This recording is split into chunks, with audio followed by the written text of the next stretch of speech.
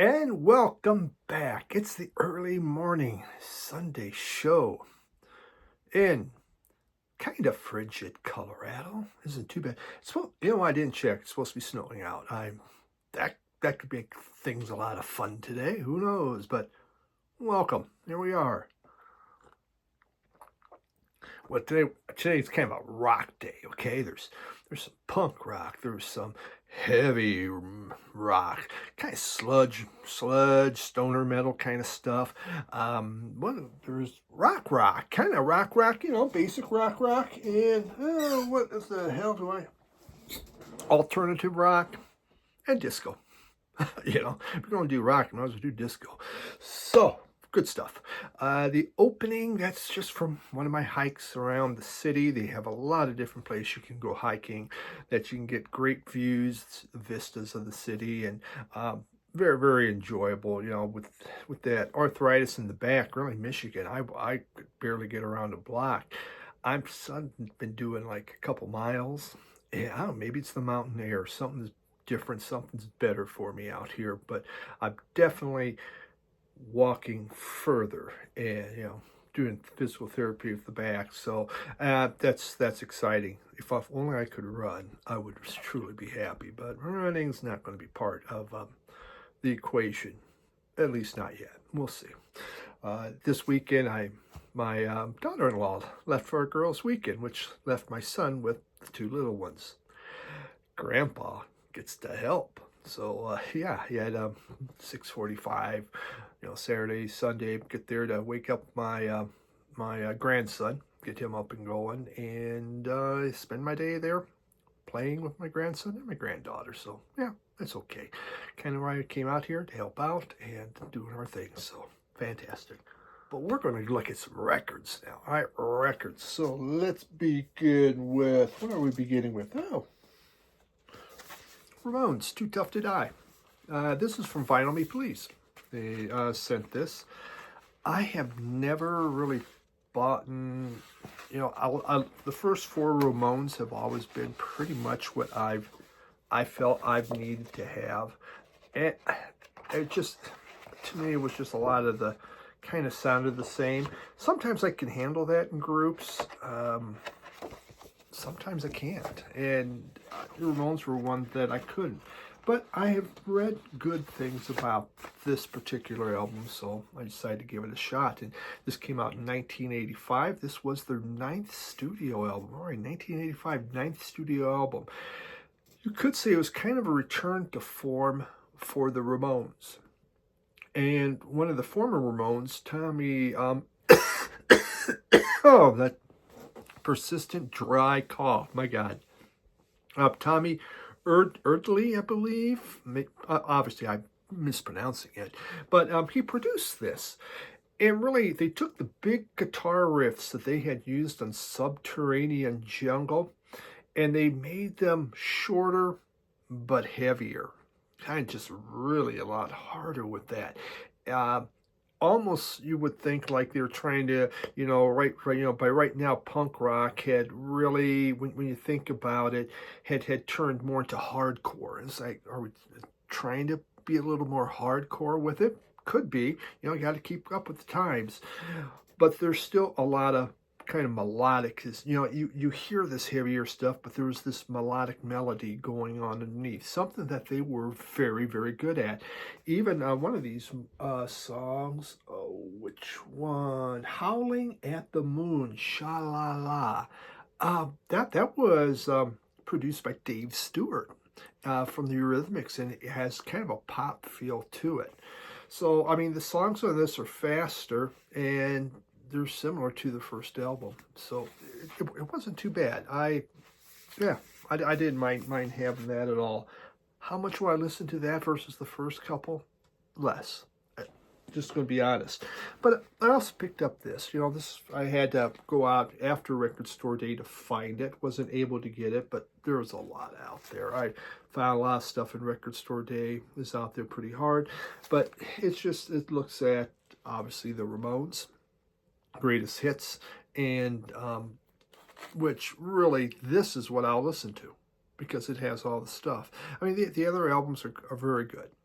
But this has this, we got Blitzkrieg Bach, Beat on the Brat, Judy is a punk, I want to be your boyfriend, Sheena's a punk rocker, Pinhead. I mean, all that, bam, bam, bam, bam, bam, right there it is. How could you not just want to put this thing on and rock out to it? You know what I mean?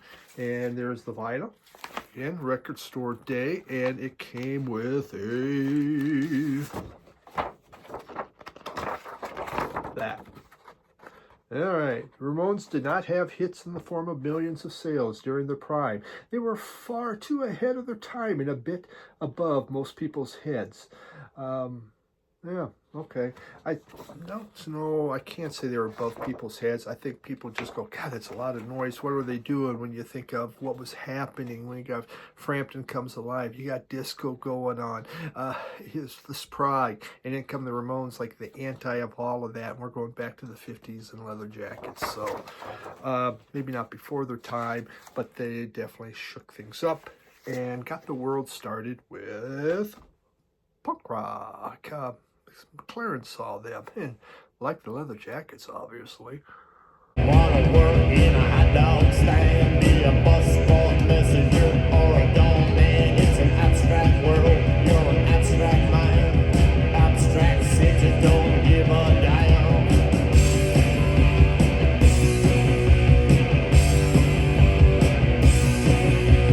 Going deep a secret, got a real city, really have it all. Oh yeah, oh yeah. She that is a bone rocker, she that is a bone rocker, she that is a bone rocker now. She that is a bone rocker. All right, moving into the next one, we have Welcome to Sky Valley, Kyuss. Kyuss's group formed in 1990, broke up in 97 out of California. Heavy metal, some would say a heavy metal velvet underground, okay, because very experimental, very different on what they were doing, similar to the Velvet Underground, but a lot of people followed them. These guys were, you could say, pioneers of stoner rock. And this thing is pretty heavy. The black vinyl, really the music, just 3 albums. None of them ever became really big, but it's sludgy, down-tuned guitars, just kind of this galloping thrash metal type rhythm going on, and pounding drums. Again, never had any commercial success. But they formed a following, a very strong following that only continues to grow. And Welcome to Sky Valley is their, it's basically 15 songs done in 3 suites. Yeah, they even broke it up into suites. Suites 1, 2, and 3. How about that? Kind of interesting. Suite 2 is broken up between side A and side B, but again, this was kind of made with a CD in mind. And it goes anywhere from furious metal to psychedelic grooves. Gardenia, that song, the opening track, which I'm going to play you a sample of, just has these heavy guitar riffs that just flow into this muddy space jam of the next song called Asteroid. Damien Cleaner was a little more mellow. That starts off side B, but not a lot more mellow. This thing rocks hard. The problem is, it's muddy. It's the sound quality is terrible. Now, and maybe that's how it's supposed to be. I don't know. You'll hear on the sample, you just notice, you tune it down or whatever, or it's not clear. I don't know. Maybe it's just the pressing of this, but even my ears say it sucks, quite honestly. Yeah, I'm kind of disappointed with that. But that was that. But, if you're going to get that, then you might as well just get the best of Kyuss. Now, again, they had 3 albums. They didn't have any hits. And we got a best of, so... All right, on here, it's like the best of kind of 9 would-be hits. 9 would-be hits. I guess you can make a best of anything you want.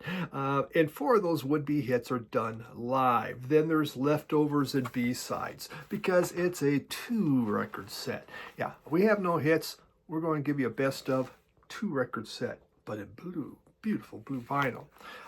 On this one, though, nothing special inside. It sounds much better. It sounds cleaner. You can make out everything that's happening. Much better pressing than that other one. I'm still scratching my head on that other one. And maybe I even need to listen to it digitally. See how it sounds digitally to that. To get originals, pretty rough on the pocketbook. But Kyuss, yeah, for those that like heavy rock, stoner rock, Zonk Man, obviously you love Kyuss. So good stuff. I had a employee that got me into that back at college. Well, a college kid that worked for me. He just says, you got to try. He would give me some really cool, stuff. Jurassic Shift was an album he gave me or recommended, a CD. Kyuss was a CD. And, he would just recommend these things. Sometimes I'd borrow his album. I would tape him. Yeah, really kind of neat stuff.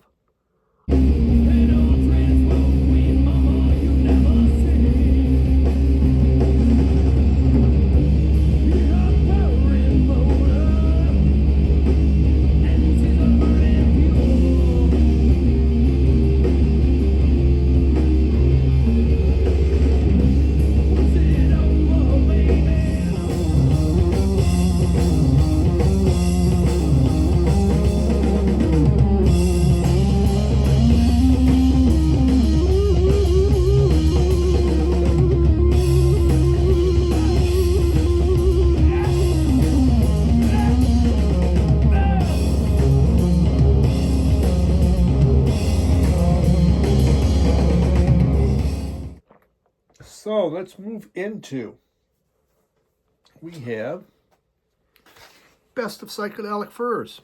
Wow, what's that? Oh, that's 3 best ofs. Well, I guess this is just kind of the best of everything this week. Psychedelic Furs, this is a group I really like. You got into them back in the 80s when they first started. I was kind of early fan of theirs. Formed in London, formed in 77, broke up in 92, but reformed in the aughts. Richard and Tim Butler, brothers, started this band. And there's nothing special here, except unless black vinyl's your thing, man, then it's extremely special. Well, I guess we have that. And we do have a write-up about Psychedelic Furs, which is always handy. You would think I would read that before I do a video so I can talk intelligently. Not happening. They started off, like I said, 77, like so many bands, 76, 77, UK exploded. But you had, they called themselves RKO. Then they changed their name to Radio, then to the Europeans, and finally to Psychedelic Furs. And they wanted to have the word psychedelic because they did not want people to think they were a punk band. They were setting themselves away, trying to get away from punk, because punk kind of came and went. I mean, man, it was quick. They wanted to separate themselves from that. Well, since then, they have done 8 albums. And I guess they had just recently done one people really liked. But they started the self-titled album, Psychedelic Furs, and went to Talk Talk in 81, which really got played in the U.S. And they took off. Just kind of post-punk new wave. This has the hits. I love the hits, and I don't always want to go through all the other songs. I just want, side 1, Love My Way, Pretty in Pink, Ghost in You, Sister Europe, Heaven, and Heartbeat. I have to go through a bunch of albums to hear all those. Throw this thing on, man, and I am just in psychedelic for heaven going on. Yeah, and then India, President Gas House, a couple of them I really don't know, but yeah, this has truly what I need. I mean, I have 4 of the Psychedelic Furs, the ones I really like. That puts the hits together. And I love just to spin hits. I just like to sit there and listen to them and sing along, baby. That's what you do.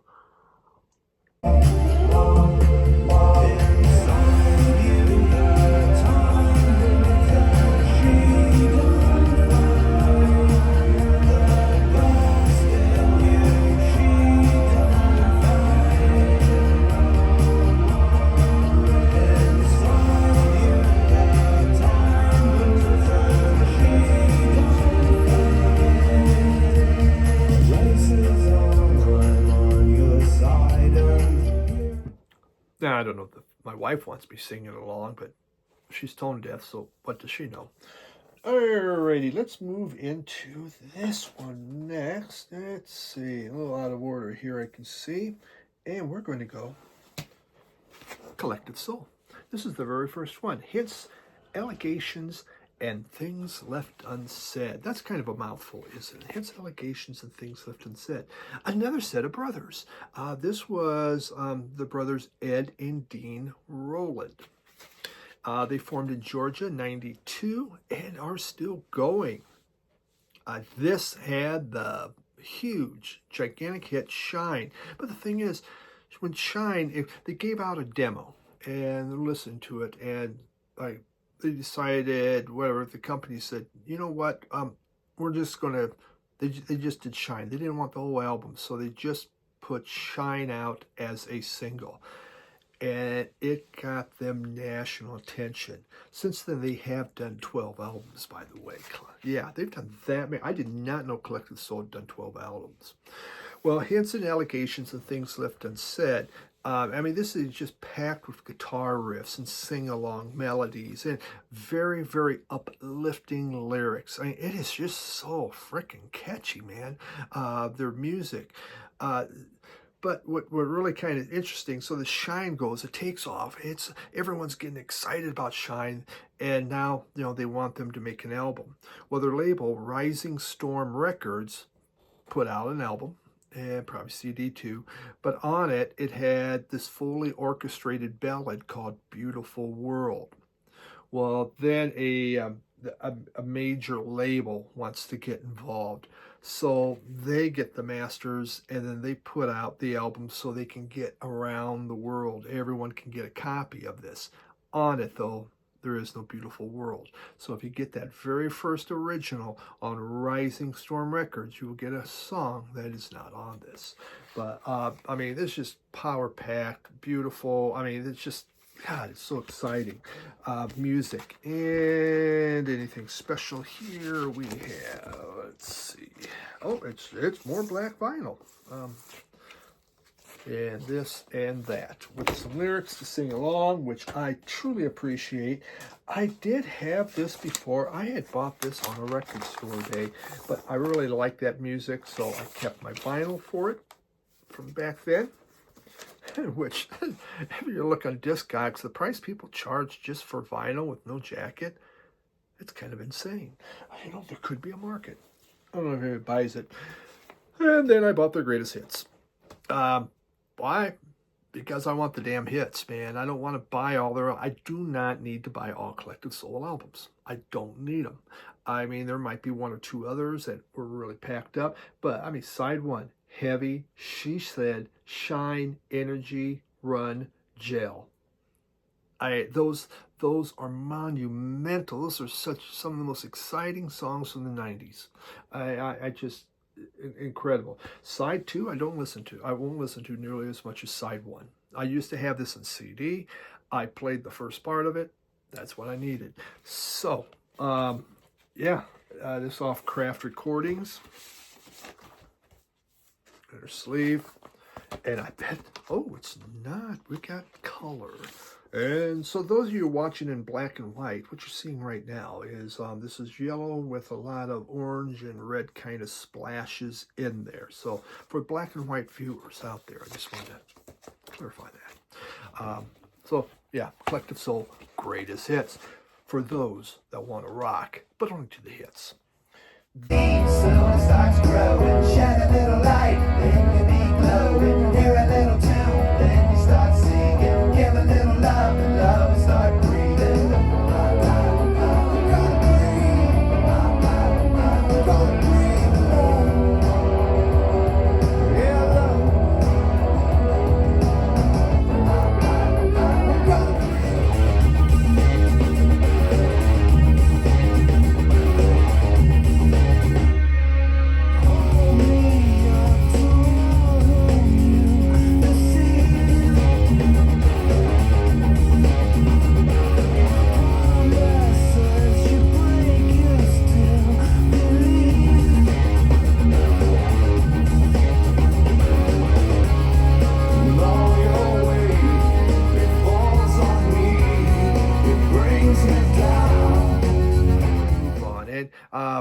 next album, this is for my down in this group's huge in Australia, and I've seen it on Ben Rankin's channel, Mike Rankin.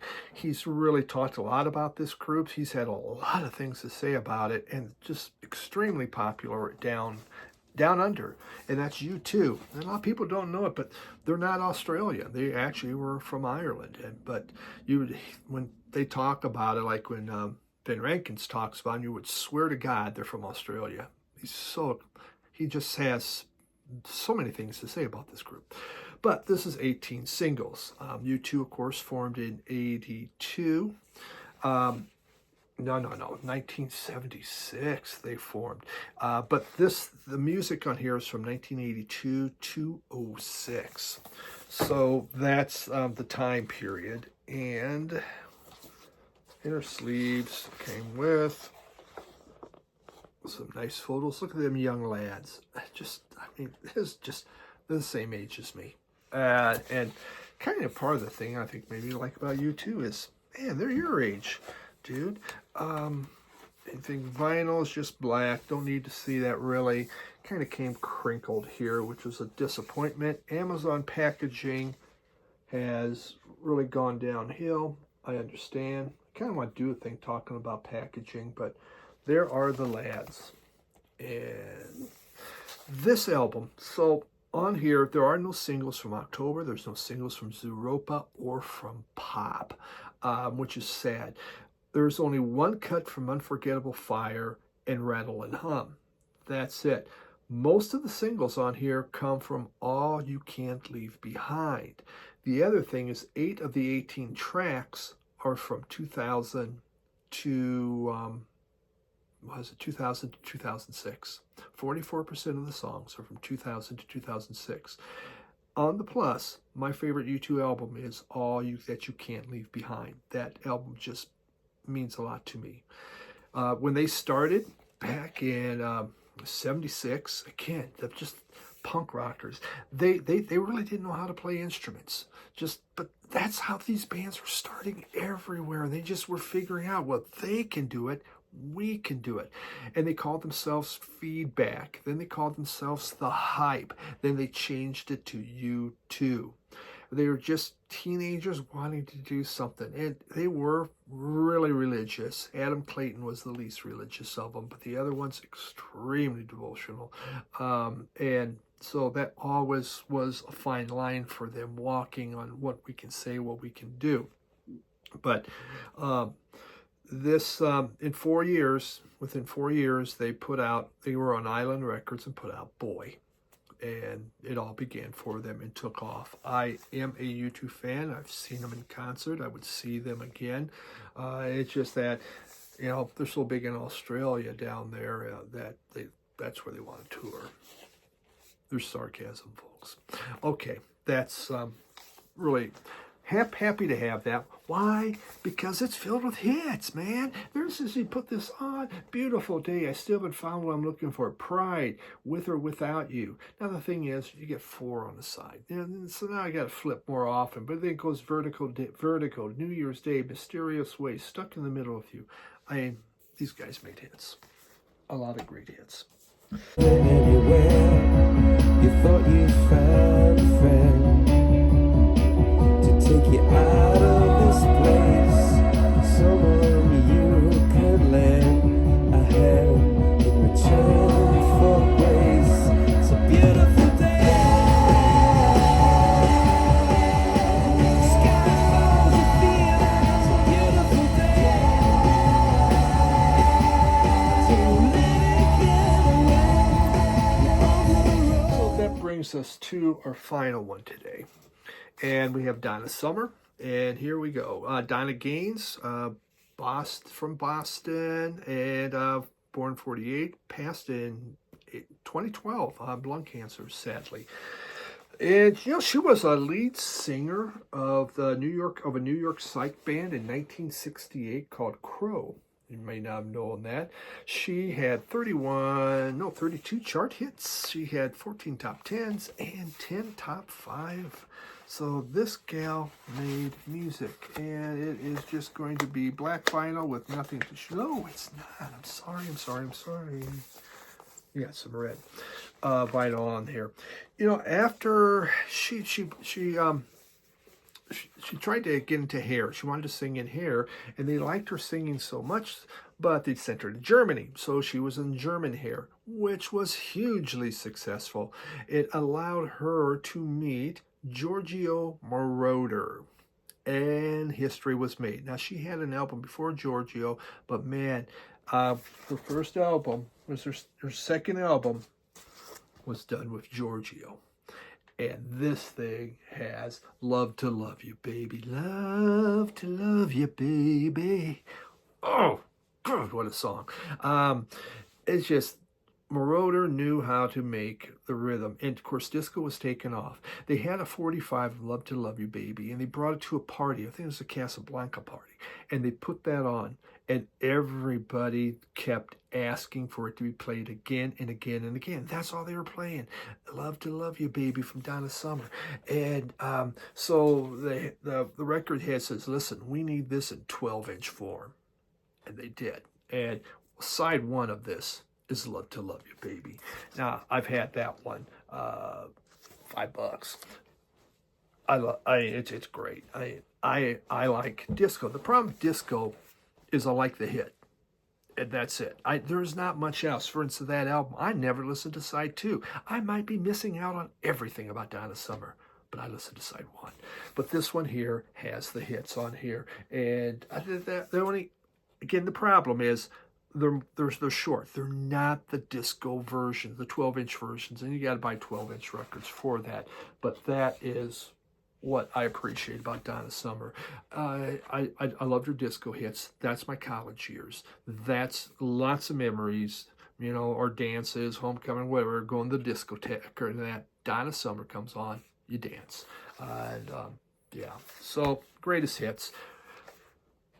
That takes care of a lot of my itch for Donna Summer. There's stuff on here I don't like, but the 12 inches is where I would love to get.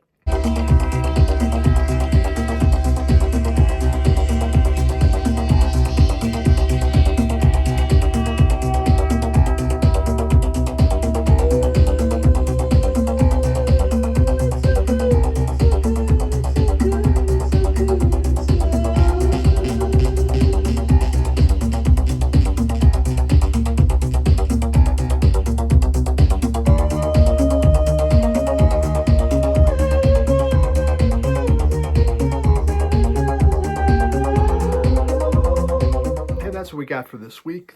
Thank you, as always, for hanging out.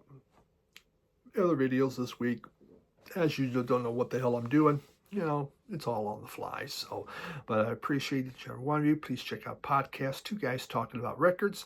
You can find it on the YouTube channel, Radio Wasteland, or Spotify, iHeart, Facebook, all that crap. Thanks, everyone. Cheers. Bye.